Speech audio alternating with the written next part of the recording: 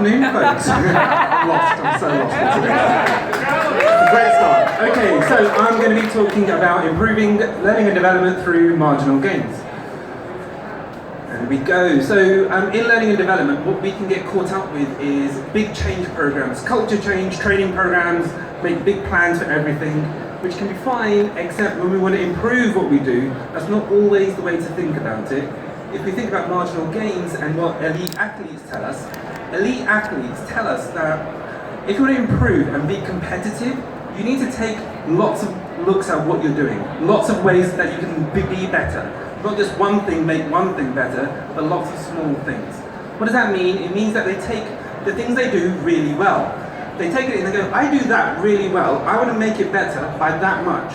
If I can do that in lots of ways, then I improve everything. I don't just improve one thing. And that's quite a strength, and it's quite different.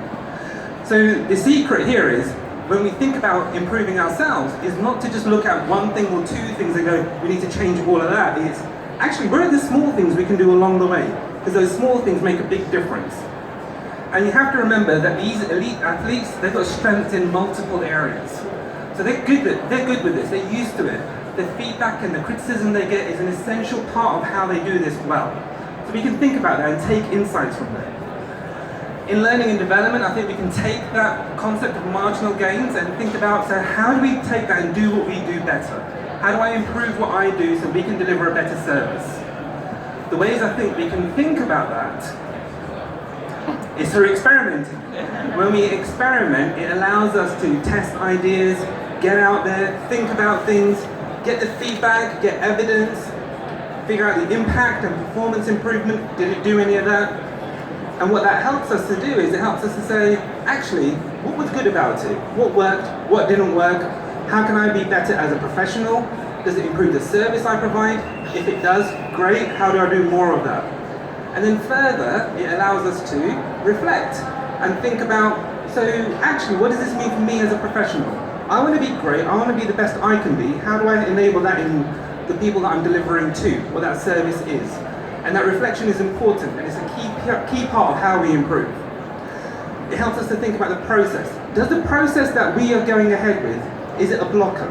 Often it is, because we're saying you have to go through these hurdles to get to the place you want to be. That's not what people need. We need to be a bit more adept at moving quickly.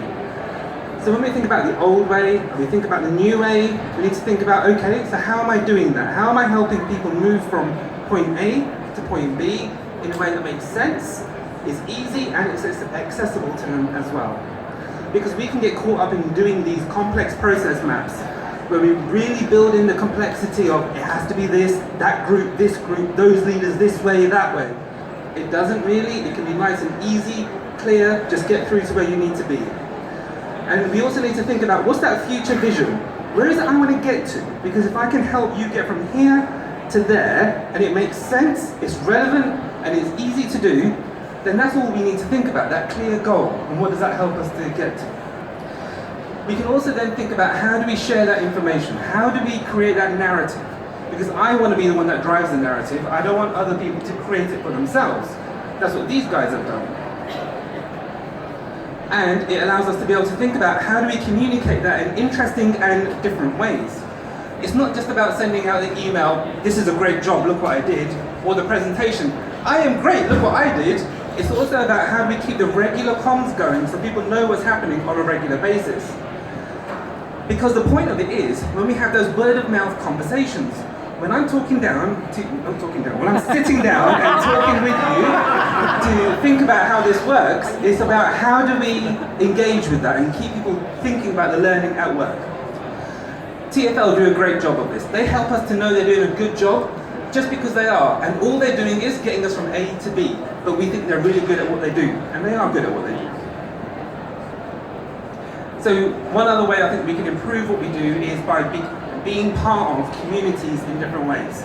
And that helps us because we understand what better looks like because we're part of the conversation. If we're not part of the conversation, we don't know what better can be because we're not there. These are different ways you can do it. Join a working out loud circle. They're a good way to be able to practice what you need to think about. Listen to some podcasts. I really like the good practice ones. Join in the weekly L&D Connect Insight chats.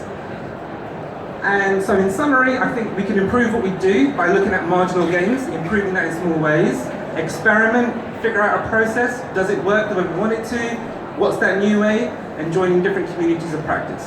Thank you very much.